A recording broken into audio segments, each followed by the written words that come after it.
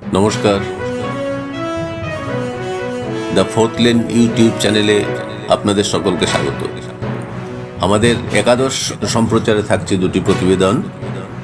প্রথম প্রতিবেদন অপ্রচলিত সমুদ্র শক্তি সংগ্রহ বিষয়ে আলোচনা এবং দ্বিতীয় প্রতিবেদনে কোভিড সম্পর্কে একটি স্বচ্ছ ধারণা।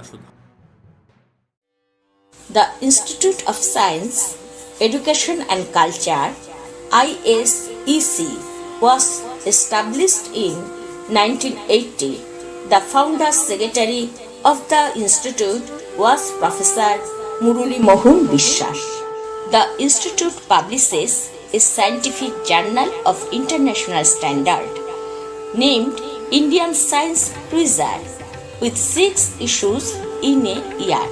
Address of the institute 42B Sheikh Amir Ali Avenue, Kolkata 700017, India. Mail ID iseckol1980@gmail.com. যে কোনো দেশের সমুদ্রে রয়েছে শক্তির অফুরন্ত ভাণ্ডার। সেই ভাণ্ডার থেকে নতুন ধরনের শক্তি কি করে সংগৃহীত করা যায় সে বিষয়ে গবেষণাধর্মী আলোচনা করছেন মাদ্রাজ আইআইটির অধ্যাপক ডক্টর আব্দুস সামাদ। আমি আইআইটি মাদ্রাসে প্রফেসর। আমি গবেষণা করি সমুদ্রের শক্তি, গবেষণা তার উন্নয়ন নিয়ে। সমুদ্রের অসম্ভব রকমের শক্তি একটা সঞ্চয় করা আছে। এটা বিভিন্নভাবে সঞ্চয় করা আছে। যেমন ধরা যাক, তেল আছে সমুদ্রের নিচে, যদি তেলের ড্রিল করা হয় বা ফুটো করা হয়, সে ফুটো দিয়ে তেল বেরিয়ে আসবে। সেই রকম আছে অয়েল গ্যাস করা যেতে পারে, অথবা কয়লা অনেক জায়গায় সঞ্চয় করা আছে। আরও কিছু আছে যেগুলো এখনও মানুষ গবেষণা করে আছে, এখনো প্রপার টেকনোলজি বা প্রযুক্তিবিদ্যা এখনও বের হয়নি। যেমন হচ্ছে সমুদ্রের তরঙ্গ শক্তি বা সমুদ্রের জোয়ার শক্তি ইত্যাদি। এগুলো দিয়ে গবেষণা চলছে অনেক জায়গায়, পুরো পৃথিবী জুড়ে গবেষণা চলছে, নট অনলি ইন ইন্ডিয়া, শুধু ভারতে নয়। যেমন আমেরিকা আছে, চায়না আছে, জাপান আছে, রাশিয়া আছে, ইন্ডিয়া আছে, কোরিয়া আছে, সমস্ত, এবং আরও অনেক দেশ আছে যেখানে এই নিয়ে গবেষণা চলে যাচ্ছে, এবং অনেক জায়গায় ইনস্টলেশন বা এগুলোকে ঠিক জায়গায় প্রতিস্থাপন করার চেষ্টা হচ্ছে যাতে ইলেকট্রিসিটি তৈরি করা যেতে পারে। আর ফান্ড, নর্মালি এইগুলো থেকে ফান্ড যেগুলো আছে বা পয়সা ইনস্টল করার জন্য পয়সা আছে, সাধারণত সরকার থেকে আসে, অনেক সময় এনজিও, নন গভর্নমেন্টাল অর্গানাইজেশন বা অনেক ফিলান্থ্রপিক পয়সাও চলে আসে এই গবেষণাটা উন্নয়ন করার জন্য। আর আমরা জানি যে কোনো ধরনের গবেষণা আজকে শুরু হলে, তো আজকে রেজাল্ট পাওয়া যাবে কোনো কথা নয়, হয়তো কোভিডের ব্যাপারটা আলাদা, কিন্তু যে কোনো ধরনের গবেষণার সময় নেই। হয়তো কোনো গবেষণা 5 বছরের মধ্যেও রেজাল্ট মানে কিছুটা ফল দেয়, কোনো গবেষণা হয়তো 100 বছরে ফল দেয়। তো ওয়েভ এনার্জি বা টাইডাল এনার্জি এটা বেশ কয়েক বছর ধরে শুরু হয়েছে, এখনও চলছে, হয়তো এখনও আরও অনেক বছর চলবে। এটাকে ভালো রকমের কম্পিটিটিভ মানে প্রতিযোগিতায় পেরে উঠবে তেল আর গ্যাসের সঙ্গে। কিন্তু আর একটা সমস্যা আছে তেল গ্যাস। যখন আমি তেল, গ্যাস আর কয়লার কথা বলছি, এগুলো হচ্ছে অপুনর্নবীকরণযোগ্য শক্তি। তার মানে হচ্ছে এগুলো একবার ক্ষয়ে গেলে বা শেষ হয়ে গেলে আর ফিরে পাওয়া যাবে না। আর এগুলোর মধ্যে আরও সমস্যা হচ্ছে, এগুলো পলিউশন বা প্রদূষণ ক্রিয়েট করে। বাতাসে আমরা যথেষ্ট পরিমাণ কার্বন ডাইঅক্সাইড জমা করতে থাকি, যেটা ঠিক নয়। আরও সমস্যা আছে ইন্ডিয়ার ক্ষেত্রে। যদি বলি, ইন্ডিয়াতে আমরা 70% তেল কিন্তু আমদানি করি। আমাদের কিন্তু নিজস্ব তেল বলতে শুধু 30%-এর মতো আছে, যেগুলো হচ্ছে বম্বে হাই, আর আসামে কিছু আছে, তামিলনাড়ুর কিছু, গোদাবরী এরিয়াতে কিছু আছে, রাজস্থানে কিছু এরিয়াতে আছে, আর কিন্তু বেশি নেই। কিন্তু আমাদের জনসংখ্যা কিন্তু ঊর্ধ্বমুখী। কিছুদিন আগে শুনেছিলাম 100 কোটি, আজকে আমি দেখলাম একটা ওয়েবসাইটে যেটা 140 কোটির কাছাকাছি। এবার যদি আমি ভাবি আরও 30 বছর পরের কথা, আরও 30 বছর পরে যদি দেখা যায় আমাদের তেলের চাহিদা আরও বেড়ে যাবে, কিন্তু আমাদের যে জমা তেল বা কয়লা যেগুলো আছে সেগুলো ধীরে ধীরে শেষ হয়ে যাচ্ছে। তাহলে অনেকে আর্গুমেন্ট করবে, তাহলে আমরা কয়লা ছাড়াও আমরা জলবিদ্যুৎ ব্যবহার করতে পারি, আমরা ব্যবহার করতে পারি নিউক্লিয়ার পাওয়ার বা পারমাণবিক শক্তি। তো পারমাণবিক শক্তি ব্যবহার করার জন্য অনেক প্রশ্ন আছে, কারণ এটা নিরাপত্তার প্রশ্ন চলে আসে। একটা যদি ছোট মিস্টেকের জন্য পুরো পৃথিবী ধ্বংস হয়ে যেতে পারে। যেমন যে ধরা যাক চার্নোবিল পারমাণবিক ডিজাস্টার, বা সেন্ডাই আইল্যান্ডে কিছুদিন আগে দেখেছিলাম সুনামির জন্য কীরকম অবস্থা হয়েছিল। তো অল্টারনেটিভ শক্তিগুলো যেগুলো আসছে সেগুলো হচ্ছে উইন্ড টারবাইন আসছে এখন কুইকলি, আর যেটা আসছে সৌর শক্তি। এই দুটো এখন বেশ এগিয়ে গেছে, কিন্তু এগুলোর মধ্যেও লিমিটেশন আছে। তো তার জন্য মানুষ আরও অল্টারনেটিভ বা অন্যান্য কিছু শক্তির উৎসগুলো ভেবে আছে। তার মধ্যে একটা হচ্ছে ওশেন এনার্জি বা ওয়েভ এনার্জি। সো ওশেন এনার্জির মধ্যে হচ্ছে তরঙ্গ শক্তি, জোয়ার শক্তি, সামুদ্রিক তাপ শক্তি, লবণাক্ত শক্তি, বায়ু শক্তি, সৌর শক্তি আর বায়োমাস শক্তি। এগুলো থেকে সমুদ্রের উপর যেমন সোলার প্যানেল বা সোলার প্যানেল বলা হয়, যেমন ফ্ল্যাট ধরনের একটা কালো ধরনের জিনিস যেগুলো বাড়ির উপরে দেওয়া হয় বা বিভিন্ন জায়গায় সোলার ফার্ম তৈরি করা হয়, সেগুলোকে সমুদ্রের জলের উপরেও দিয়ে দেওয়া যায়। সেগুলো থেকে সূর্যের আলো পড়লে ইলেকট্রিসিটি তৈরি হতে পারে। সেই রকম উইন্ড টারবাইন যদি সমুদ্রের উপর বসানো যায়, সেটা থেকে আমরা ইলেকট্রিসিটি পেতে পারি। বায়োমাস বা সমুদ্রে অনেক বায়োমাস থাকে যেগুলোকে কেমিক্যাল রিয়াকশন করিয়ে অনেক এনার্জি পাওয়া যেতে পারে। কিন্তু যে তরঙ্গ শক্তি আর জোয়ার শক্তি, এই দুটো ইন্ডিয়াতে খুব বেশি রিসার্চ হয় না। তো আমার ল্যাবরেটরি বা গবেষণাগার আইআইটি ম্যাড্রাস আমি ক্রিয়েট করেছি, এটা ভারতের পুরো ইউনিক, যেটা থেকে আমরা গবেষণা করছি। বর্তমানে আমার গবেষণার নাম্বার অফ মেম্বার্স মানে বিজ্ঞানীর সংখ্যা হচ্ছে প্রায় 25 জন। তারা বিভিন্ন বিষয় নিয়ে তরঙ্গ শক্তি আর জোয়ার শক্তি নিয়ে গবেষণা করছে। আর সেই গবেষণা কিভাবে হচ্ছে সেইগুলোর ব্যাপারে একটু বলা যায়। আচ্ছা, প্রথমে দেখা যাক একটা স্মল ভিডিও। উপরে দেখা যাচ্ছে তরঙ্গ শক্তি থেকে কি করে ইলেকট্রিসিটি পাওয়া যায়। আমরা যখন সমুদ্রের ধারে যাই, সমুদ্রের ধারে বলতে বোঝা যায় আমরা দীঘা যাই, বা অনেকে মেরিনা বিচ চেন্নাই, বা অনেকে মুম্বাইয়ের দিকে যায় বা গোয়াতে যায়, সমুদ্রের ধারে আমরা সমুদ্রের জলের ওঠানামা দেখি। সমুদ্রে দেখি তরঙ্গগুলো আসছে, তীরের উপর আছড়ে পড়ছে, আবার ফিরে যাচ্ছে। তার মানে এর মধ্যে প্রচুর শক্তি সঞ্চয় আছে। আমি যখন সমুদ্রে যাই তখন আমি প্রচুর শক্তি দেখতে পাই। আমরা পৃথিবী শক্তির জন্য লড়াই করছে। কিছুদিন আগে যে লড়াই হলো যে ইরাক আর কুয়েত, এই নিয়ে, সেটা শক্তি। এখনো মিডল ইস্টে যে ক্রাইসিস চলছে শক্তি নিয়ে, কে বেশি তেল পাবে। আর এই তেল, তাহলে শক্তি একদিকে লড়াই চলছে, আরেকদিকে শক্তি প্রচুর স্টোর আছে, মানে সঞ্চয় করা আছে সমুদ্রে। সেই সমুদ্রের শক্তি যদি আমরা বের করতে পারি, তাহলে এই সমস্ত লড়াইগুলো শেষ হয়ে যাবে, পৃথিবীতে শান্তি বিরাজ করবে। ওকে, তাহলে আমরা যদি শান্তি পেতে চাই, তাহলে আমাদের অন্য শক্তি সঞ্চয় বুঝতে হবে যে এখানে শক্তি প্রচুর রয়েছে। সমুদ্র, বিশাল সমুদ্র, 70 ভাগ জল পৃথিবী, 30 ভাগ অন্য স্থল, তার মধ্যে আমরা এই লড়াই। তো 70 ভাগ জলকে যদি আমরা একটু পরিমাণেও ব্যবহার করতে পারি, তাহলে আমাদের কিন্তু অনেক পৃথিবীতে শান্তি ফিরে আসবে। আর এর মধ্যে আমরা সমুদ্রের ঢেউয়ের কথা যদি ভাবি, কত রকমের ঢেউ উঠে আসছে। সেই ঢেউ মানে প্রচুর শক্তি সঞ্চয় আছে। সেই শক্তিটাকে আমি যদি ধরতে পারি, তাহলে প্রচুর শক্তি পাবো বা প্রচুর পরিমাণ ইলেকট্রিসিটি পাবো, যেটা আমার পৃথিবীর বা পুরো ভারতের সমস্ত ইলেকট্রিক চাহিদা বা শক্তির চাহিদা পূরণ করবে। এখানে একটা আমি যে ভিডিও দেখাচ্ছি, এখানে ভয়েস পাওয়ার একটা কোম্পানি, তারা ভিডিওটা তৈরি করেছে। সমুদ্রের জল যখন উঠানামা করে, সেই জলটা থেকে যদি একটা বাকেট উল্টো করে লাগিয়ে দেওয়া যায়, বালতিকে উল্টো করে লাগিয়ে দেওয়া যায়, বালতির নিচে একটা ফুটো করে দেওয়া যায়, তাহলে কী হবে, জলটা ঢুকছে বেরোচ্ছে, তখন বালতির মধ্যে যে অবশিষ্ট অংশ বাতাস আছে, এই বাতাসটাকে ফুটো দিয়ে বেরোবে ঢুকবে। যখনই ঢুকছে, তখন আমি যদি একটা টারবাইন লাগিয়ে দিই, সেই টারবাইনটা অ্যাকচুয়ালি কন্টিনিউয়াস ঘুরতে থাকবে। ওকে, সেই টারবাইনটা যদি ঘুরতে থাকে, সেটাকে একটা জেনারেটর যোগ করে দাও, জেনারেটর থেকে ইলেকট্রিসিটি নিয়ে নাও। আচ্ছা, তাহলে এটা ভেরি ইজি। কিন্তু হচ্ছে সমুদ্র হচ্ছে খুবই দুর্ধর্ষ। অ্যাকচুয়ালি সমুদ্রে কখন ঝড় আসবে, কখন তুফান আসবে, কিছুই জানা নেই।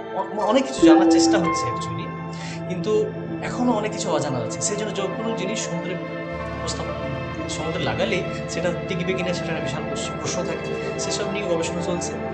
তো আমাদের গবেষণার বিষয় হচ্ছে যে সমুদ্র ওঠানামা করছে, সেই ওঠানামা থেকে একটা পাখির উল্টো করে লাগিয়ে দেওয়া হলো, সেখানে ফুটো করে দেওয়া হলো। সেই যখনই জলটা ওঠানামা করছে, জলটা আসছে, ঢুকছে, বেরোচ্ছে, তখন এখানে এয়ার বা বাতাসটা ঢুকছে, বাতাসটা কম্প্রেসড হচ্ছে, ডিকম্প্রেস হচ্ছে, মানে সংকুচিত প্রসারিত হচ্ছে। আর সেই সংকোচন প্রসারণের সময় একটু দিয়ে সেই বাতাসটা ঢুকবে।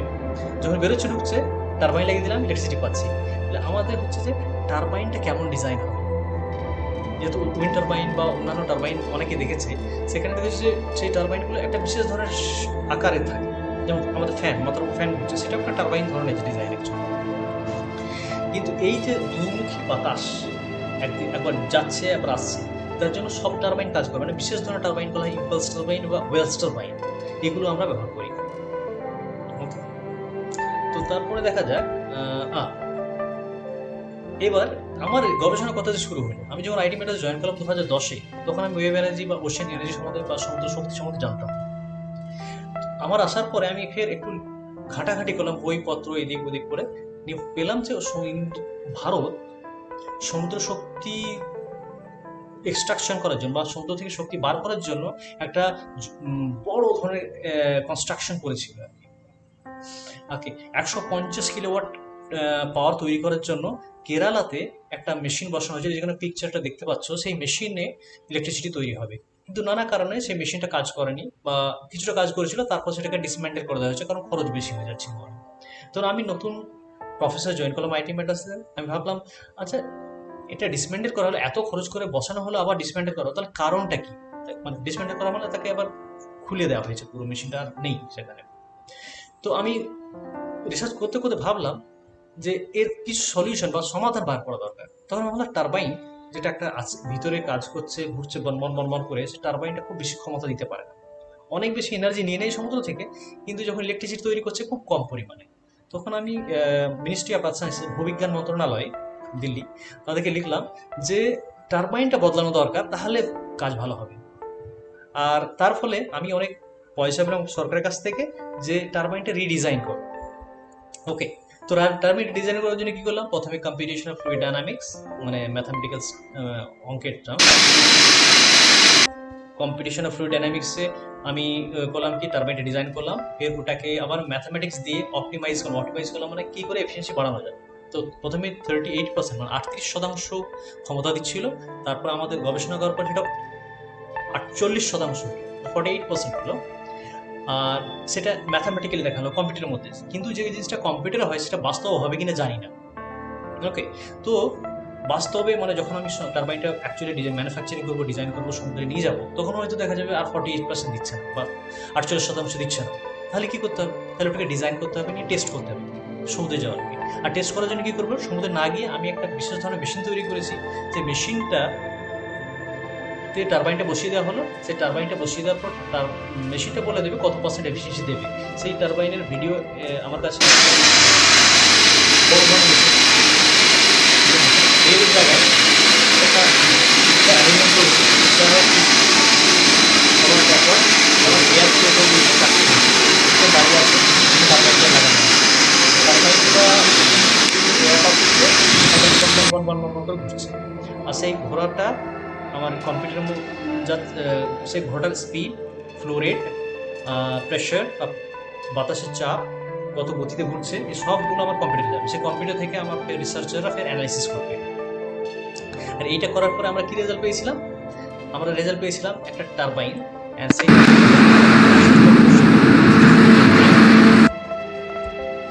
NIOT, national stop ocean technology, ministry of sciences, ভূবিজ্ঞান মন্ত্রণালয়ের একটা সংস্থা, তারা সমুদ্রে নিয়ে গিয়ে সেটাকে টেস্ট করেছে। সে টেস্ট করে ভালো রেজাল্ট পাওয়া গিয়েছে। ওকে, সেটা অনেক খবরের কাগজে দেওয়া হচ্ছে। আর সাবসিকুয়েন্টলি আমরা করেছি কি, আমেরিকা সুইডেনের সঙ্গে কোলাবোরেশন করে এমন একটা ওয়েভ এনার্জি যন্ত্র আবিষ্কার করার চেষ্টা করছি, যেটা হচ্ছে ওয়েভ এনার্জি থেকে আমরা ডিস্যালিনেটেড ওয়াটার পাবো। ডিস্যালিনেটেড ওয়াটার মানে সমুদ্রের জল আমরা খেতে পারি না, খুবই নোনা। এবার লবণটাকে যদি সরিয়ে দেওয়া হয় তাহলে এটা ড্রিঙ্ক করা যেতে পারে বা খাওয়া যেতে পারে। কিন্তু সমুদ্রের ধারে যে লোকগুলো আছে তারা কিন্তু ওই সমুদ্রের জল খায় না, কারণ ওটা খুবই লবণাক্ত। তো তাদেরকে আমরা যদি লবণবিহীন জল দিতে পারি, খাওয়ার জল দিতে পারি, তাহলে খুবই ভালো। সমুদ্র তাদের কাছেই, আর ওখান থেকে জল। আর চেন্নাই আমি যেখানে আছি সেখানে 2019-এ অ্যাকচুয়ালি প্রচুর জলের সমস্যা হয়েছিল। আমাদের আইটি ক্যাম্পাসেও 1/3 জল সাপ্লাই করা হচ্ছিল, যতটা পাওয়া যায় তার 1/3 জল সাপ্লাই করছিল। সেই জলটার জন্য আমাদের খুব সমস্যা হচ্ছিল। তাহলে আমরা, কিন্তু চেন্নাই আবার সমুদ্রের কাছে, তাই আমাদের গবেষণা এইরকম যে সমুদ্রের কাছে আছি, সমুদ্রের তরঙ্গ আছে, সেই তরঙ্গ থেকে আমরা যদি জল তৈরি করতে পারি খুবই কাজে লাগবে। আর এই আইডিয়াটা বা এই ধারণাটা আমেরিকার ডিপার্টমেন্ট অফ এনার্জি, আমেরিকা সরকারের, তারা $57,000 প্রায় 40-50 লাখ টাকা আমাদের দিয়েছে, একটা পুরস্কার হিসেবে দিয়েছে যে আমাদের এই যন্ত্রটার জন্য। আর এই যন্ত্র নিয়ে আরও কাজ করছি যাতে যন্ত্রটা আরও বেশি স্ট্রং করা যায়, এটাকে ইনস্টল করা যায় ইন্ডিয়ার কোনো পোস্টে, অ্যান্ড তারপর টেস্ট করা যায়। So very interesting project. আমাদের 10-15 জন PhD হোল্ডার্স যারা ডক্টরেট আছে, তারা মিলে আমরা কাজ করছি এটা নিয়ে।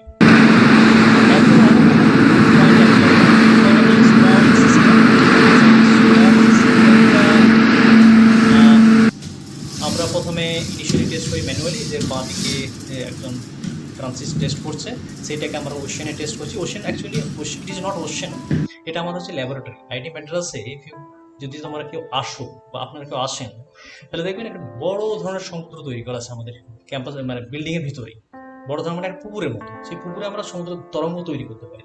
সেই তরঙ্গতে আমি আমার যন্ত্রটা টেস্ট করছি। এই তরঙ্গতে যদি যন্ত্রটা কাজ করছে, তাহলে আসল সমুদ্রে নিয়ে যাওয়া হবে। তো এ পর্যন্ত দেখা গেছে আমাদের যন্ত্র ঠিকঠাক কাজ করছে। এবার আসল সমুদ্রে নিয়ে যাওয়ার জন্য আমরা পয়সা জোগাড় করছি, গভর্নমেন্টের কাছে লিখেছি, দেখি যদি পয়সা পাই পরে টেস্ট করবো। আর আর এত সব কাজ করার পরে আমাদের কাজগুলো ইন্টেলিজেন্স ইনভেনশন ইন্টেলিজেন্স এই মিডিয়াতে পাবলিশ হয়েছিল, অনেক খবরের কাগজে দেওয়া হয়েছে। টেলিভিশন চেন্নাই দূরদর্শন 8 ঘন্টার প্রচার করেছে, তারপরে অল ইন্ডিয়া রেডিও প্রচার করেছে, বাংলা খবরের কাগজে এসেছে, তরঙ্গ থেকে বিদ্যুৎ উৎপাদন নায়ক বহন, আইটি আমাদের, এরকম অনেক হাইলাইট আমরা পেয়েছি। আর স্টুডেন্ট বা researcher very much interested to work on that. So thank you very much, bye. আমাদের দ্বিতীয় প্রতিবেদনে কোভিড-19 বিষয়ে একটি স্বচ্ছ ধারণা দিচ্ছেন চিকিৎসক ডাক্তার সোমেন সু। নমস্কার, আমি doctor Somen Su, consultant paediatrician, practising in Srirampur, Hooghly. প্রথমেই আমি দ্য ফোর্থ লেন কর্তৃপক্ষ শ্রোতাদের জানাই শ্রদ্ধা, শুভেচ্ছা এবং ধন্যবাদ। বর্তমানে সমগ্র বিশ্ব এক অদ্ভুত টালমাটাল পরিস্থিতির মধ্যে দিয়ে যাচ্ছে, যার কারণে আমরা সবাই জানি সেটা হচ্ছে কোভিড-19 প্যান্ডেমিক। তাই এই বিষয়ে আমি সামান্য কিছু তথ্য আপনার সাথে শেয়ার করতে চাই। COVID-19, what is it? It is corona virus infectious disease 2019। 1919 সালে সেপ্টেম্বর-অক্টোবর মাসে চীনের একজন সরকারি চিকিৎসক সর্বপ্রথম এ বিষয়ে চীন সরকারের দৃষ্টিগোচর করেন যে তারা হাসপাতালে এমন কিছু পেশেন্ট পাচ্ছেন যার সাথে অতীতে ঘটে যাওয়া সার্স মহামারীর লক্ষণে অনেকটাই মিল আছে। কিন্তু কমিউনিস্ট একনায়কতন্ত্রী চীন সরকার বিষয়টিতে কর্ণপাত করেন এবং বলা ভালো চেপে যান।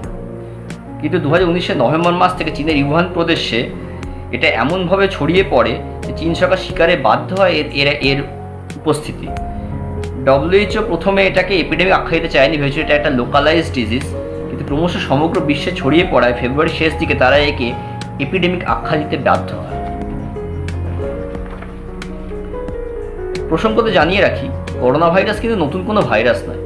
সাধারণত সিজনাল চেঞ্জ, এটা আমরা সকলেই ফেস করে থাকি, যে হালকা জ্বর, সর্দি, কাশি, গলা ব্যথা, পেট খারাপ ইত্যাদি 8-5টা ভাইরাসের মধ্যেই করোনা ভাইরাসও পড়ে থাকে। বাচ্চাদের ক্ষেত্রে এটা খুবই কমন, কিন্তু এগুলো মোস্টলি সেলফ লিমিটিং, জাস্ট কিছু সাপোর্টিভ কেয়ার, একটু বাড়িতে রেস্ট নেওয়া, হালকা একটু প্রপার হাইড্রেশন, প্যারাসিটামল, এটা যদি নিজে থেকে 4 to 5 ডেজে এটা সেরে যায়। তাহলে এটা তফাৎ কোথায়? কেন এটা নিয়ে আমরা এত চিন্তিত, এত ত্রাহি রব কেন? আসলে অতিমারির জন্য যে ভাইরাসটি দায়ী দেখা যায়, সে তার জেনেটিক যে গঠন তাতে বেশ কিছু পরিবর্তন, যেটা বলে মিউটেশন, করে ফেলেছে।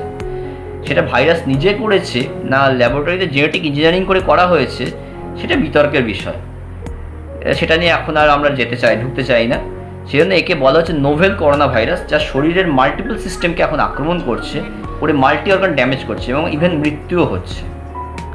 এখন আছে সংক্রমণের লক্ষণ: জ্বর, সর্দি, কাশি, গলা ব্যথা, পেট খারাপ, মুখে স্বাদ না থাকা, গন্ধ না পাওয়া, গায়ে ব্যথা, দুর্বলতা ইত্যাদি।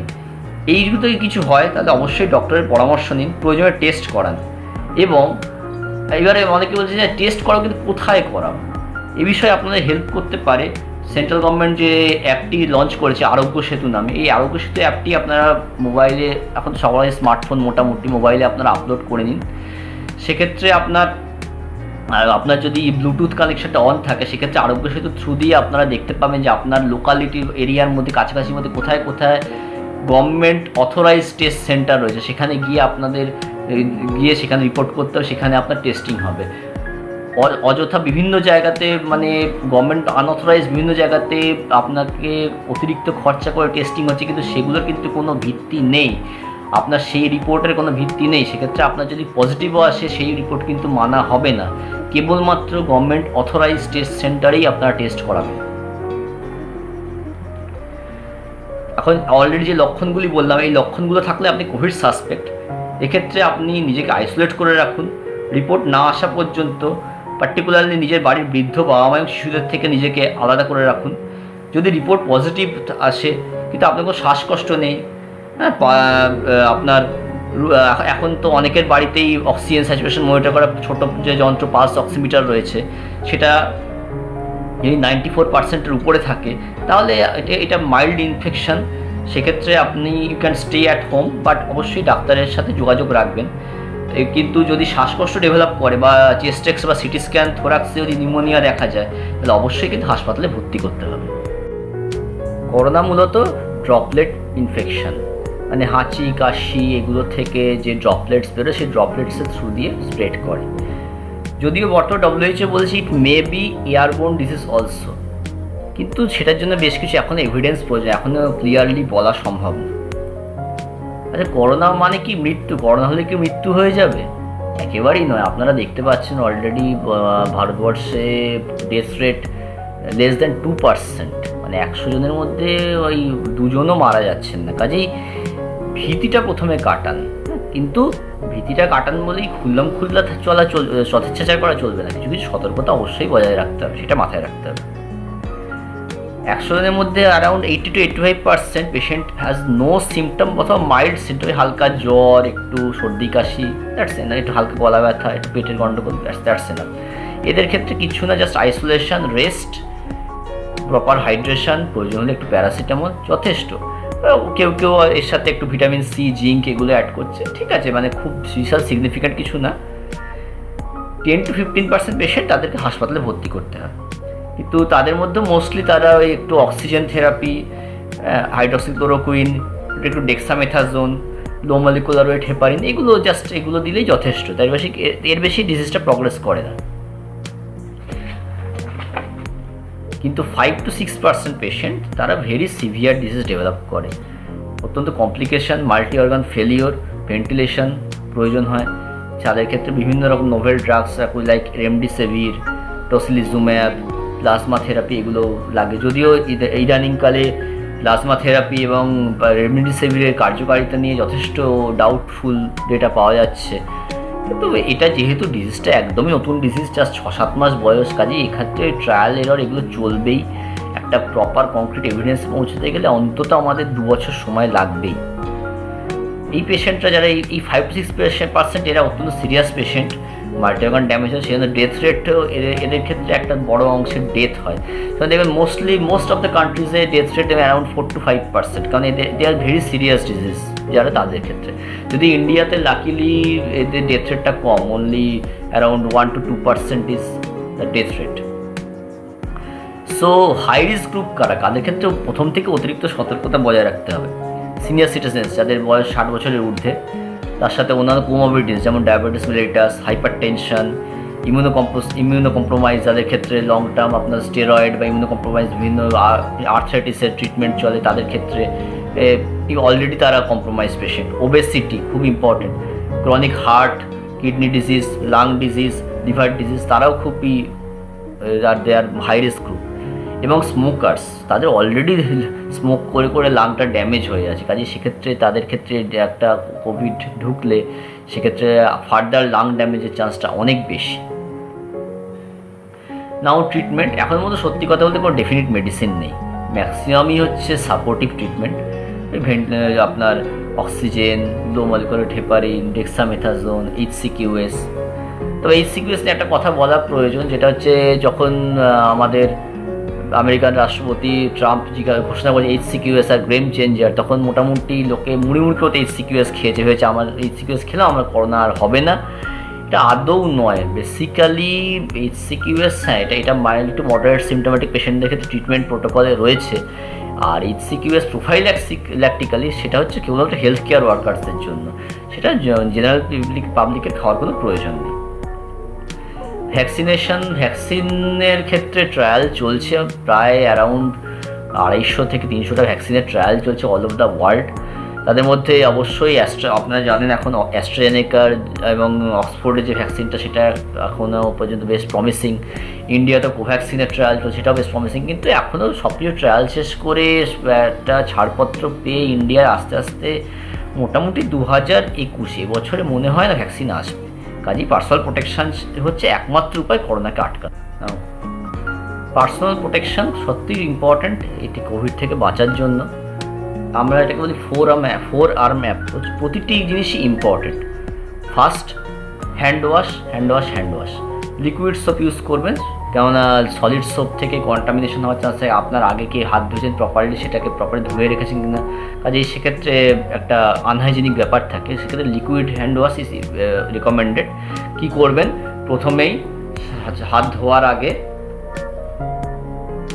জামাটাকে একদম স্লিভটা গুটিয়ে একদম কোনোই পর্যন্ত তুলুন দুটো হাতেই।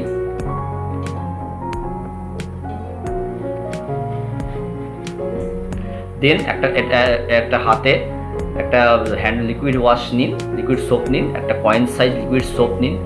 হ্যাঁ, হাতটা জলে ভিজিয়ে স্টার্ট। ফার্স্ট হচ্ছে এটাকে স্প্রেড করুন, ইভেনলি হাতে স্প্রেড করুন। দেন first step 1,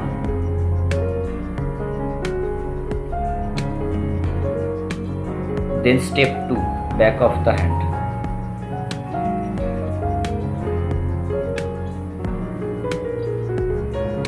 Then step 3, knuckles. Then step 4, each finger.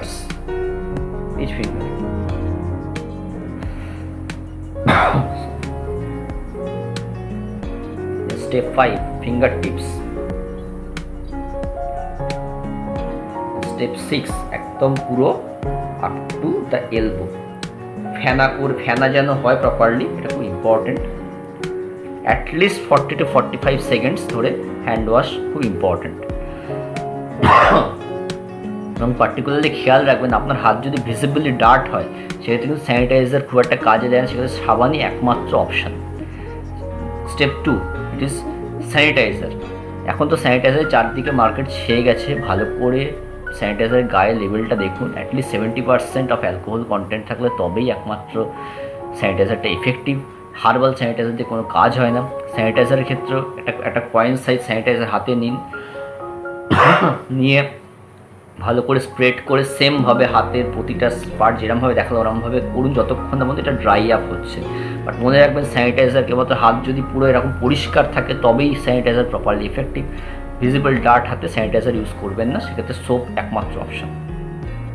দেন মাস্ক নিয়ে বলি যে সত্যি কথা বলতে প্রত্যেকের জন্য N95 মাস্ক বা FFP2 মাস্কের কোনো প্রয়োজন নেই। এটা মোস্টলি হাই রিস্ক পিপল, যেমন আমরা ডক্টরস বা নার্স, হেলথ কেয়ার ওয়ার্কার্সের জন্য N95 মাস্ক প্রয়োজনীয়। যারা রেগুলার পেশেন্ট নিয়ে ডিল করে তাদের জন্য প্রয়োজনীয়। সাধারণ মানুষের জন্য 3 layer surgical mask is enough. কিন্তু একটা কথা মনে রাখবেন, কাপড়ের মাস্ক, রুমাল, শাড়ির আঁচল এগুলো দিয়ে কিন্তু ভাইরাস আটকানো যায় না, কাজে এগুলো ইউজ করা না করা সমান। সেক্ষেত্রে অবশ্যই 3 লেয়ার সার্জিক্যাল মাস্ক দোকানে সহজে পাওয়া যায়, দামও অত্যন্ত কম। এবং আপনারা মাস্কটা নিয়ে হাতে নিয়ে দেখলেই বুঝতে পারবেন 3টে লেয়ার আছে কিনা। একটা মাস্ক 2-3 দিনের বেশি ইউজ করবেন না, করার পর একটু কেটে দেখে নেবেন ভেতরের লেয়ারটি একদম নন ওভেন মেটেরিয়াল থাকা দরকার। এই নন ওভেন মেটেরিয়াল আপনার এই ভাইরাসটাকে আটকাবে। এবং একটা কথা, মাস্কটা পরে মাস্কের থুতনিতে, কানে ঝুলছে এইভাবে মাস্ক পরে কোনো লাভ নেই। মাস্ক যেন প্রপারলি নাক, মুখ, থুতনি 3টে যেন ঢাকা থাকে। এবং মাস্ক পরার পরে দেখবেন একটুখানি শ্বাস নিতে একটু কষ্ট হচ্ছে, চাপ লাগছে, তার মানে আপনার মাস্ক প্রপারলি পরা হয়েছে। খুব ইজিলি শ্বাস নিতে পারে, তার মধ্যে সে মাস্ক পরা একেবারেই ঠিক হয় না, ওটা মানে মনের শান্ত নয়, এছাড়া কিছু না। 4th, social distancing.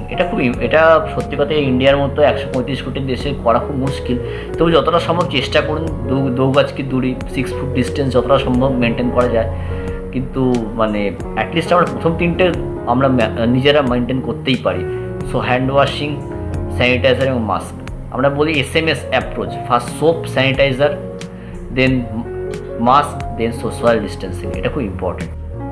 তো অলরেডি বলেছি যে আপনার অ্যাসিমটোমেটিক বা মাইল্ড সিমটোমেটিক পেশেন্টস যারা, তাদের কোনো হাই রিস্ক ফ্যাক্টর কিছু নেই, সেক্ষেত্রে তারা বাড়িতে থাকতে পারেন, হোম আইসোলেশনে থাকতে পারেন। বাট আইসোলেশন মিনস একটা সেপারেট রুম, একটা বাথরুম সেপারেট, ইউটেন্সিলস এগুলো আলাদা আলাদা ইউজ করা, হ্যাঁ, এগুলো খুব ইম্পর্টেন্ট। এবং অবশ্যই সেক্ষেত্রে তাদের একজন কেয়ার গিভার থাকার দরকার, যারা 24 ঘন্টা আপনাকে লুক আফটার করতে পারে। হ্যাঁ, এই বিষয়ে আপনার যে সেন্ট্রাল গভর্নমেন্টের যে ministry of health and family ওয়েলফেয়ারের গাইডলাইন, এটা আপনারা নেটে সার্চ করলেই পেয়ে যাবেন। হোম আইসোলেশনের গাইডলাইন খুব সিম্পল, যেটা হচ্ছে আপনার অনসেট অফ সিমটমস তার থেকে 10 days 10 ডেজের মধ্যে, প্রোভাইডেড লাস্ট 5 ডেজ আপনার কোনো সিমটম নেই, ফিভার নেই বা অন্য কোনো সিমটম নেই, সেক্ষেত্রে আপনি এই 10 ডেজ আপনাকে বাড়ির মধ্যে একটি সেপারেট ঘর, সেপারেট টোটাই থাকতে হবে। নেক্সট আপনার তারপরেই যে আপনি কাজে যোগ দিতে তা নয়, তারপর আরও 7 ডেজ আপনি বাড়ির মধ্যে থাকবেন, কিন্তু not that same only single room, বাড়ির মধ্যে থাকবেন। তারপরে you can eligible to go for the bulk. এটাই কিন্তু কী ক্ষেত্রে আপনার সেক্ষেত্রে মানে আর্জেন্ট মেডিকেল অ্যাটেনশন নিতে হবে, হসপিটালাইজ করতেই হবে। সেই লক্ষণগুলো বলে দিই। শ্বাসকষ্ট শুরু হলো, স্যাচুরেশন মনিটর করছেন, সেটা লেস দ্যান 94% চলে এলো, বুকে চাপ ধরছে, কোনো মেন্টাল কনফিউশন, ঝিমুনি ভাব, ডিফিকাল্ট টু ওয়েক আপ, কথা জড়িয়ে যাচ্ছে, অকস্মাৎ কোনো খিঁচুনি হয়ে গেল, হাতে পায়ে কোনো দুর্বল ভাব হয়ে গেল, মুখ বা ঠোঁটের চারপাশটা হঠাৎ করে নীল হয়ে যাচ্ছে, সেক্ষেত্রে কিন্তু ইমিডিয়েটলি পেশেন্টকে হসপিটালাইজ করতে হবে এবং অক্সিজেন এবং অন্য ট্রিটমেন্ট স্টার্ট করতে হবে। নাও যেটা সবথেকে গুরুত্বপূর্ণ পার্ট, সেটা হচ্ছে যে সোশ্যাল স্টিগমা। মানে কোভিডটা আমরা সেই আগেকার দিনে শরৎচন্দ্র চট্টোপাধ্যায়ের বইয়ে পড়েছি যে কারুর কুষ্ঠ হলে গোটা গ্রাম তাকে ছেড়ে দিয়ে চলে যাচ্ছে, সেরকম মানে কোভিডটা এখন সেই রকম জায়গাতে, মানে কোভিড হওয়াটা এখন রেপ করার থেকেও বেশি মানে অপরাধ হয়ে যাচ্ছে। একদম তাকে আইসোলেট করা, তার খাবার দাবার বন্ধ করে দেওয়া, বন্ধ করে দেওয়া, এগুলো ঠিক না। আজকে আপনারও কোভিড হতে পারে, আপনি যার সাথে বিহেভ করছেন, আপনি যদি এরকম করেন তাহলে আপনারও 2 দিন বাদে কোভিড হতে পারে। আপনাকে বলছেন তাকে গিয়ে গলায় জড়িয়ে ধরুন, কিন্তু অ্যাটলিস্ট তার যে ফ্যামিলি আইসোলেশন আছে, তার অ্যাটলিস্ট তার বাড়িতে তার প্রয়োজনীয় সামগ্রী, খাবার দাবার, ওষুধপত্র পৌঁছে দেওয়ার দায়িত্বটা কিন্তু আপনাদের প্রতিবেশী হিসাবে নিতে হবে। কেননা আজকে কালকে কিন্তু আপনার বাড়িতেও হতে পারে, সেক্ষেত্রে কিন্তু আপনি তার থেকে কোনো রকম সহানুভূতি পাবেন না। কাজে এটা মাথায় রাখবেন। হ্যাঁ, এটা কোনো অপরাধ নয় কোভিড হওয়া। হ্যাঁ, কিন্তু তাকে মনে জোর দেওয়া, মানসিকভাবে জোর দিলে তবে সেই পেশেন্টটি মেন্টালি যদি স্ট্রং হয়, তবে সে কিন্তু সেটার সাথে ফাইট করতে পারবে। সেই জন্য আমি আমার এই বার্তা দিতে চাই যে অবশ্যই সতর্ক থাকতে হবে, প্রোটেকশান নিতে হবে, হ্যাঁ, কিন্তু তার সাথে একটু হিউম্যানিটিসও দেখানো প্রয়োজন। একসাথে থাকুন, আমরা সমাজবদ্ধ জীব, সেই দায়িত্বটা আমাদের পালন করতে হবে। একসাথে থাকুন, পরস্পরের সুখ দুঃখে পাশে থাকুন, নিজের প্রোটেকশান নিজে করুন, ভালো থাকুন, সুস্থ থাকুন। আমার বক্তব্য শেষ করছি। শুভরাত্রি। ধন্যবাদ।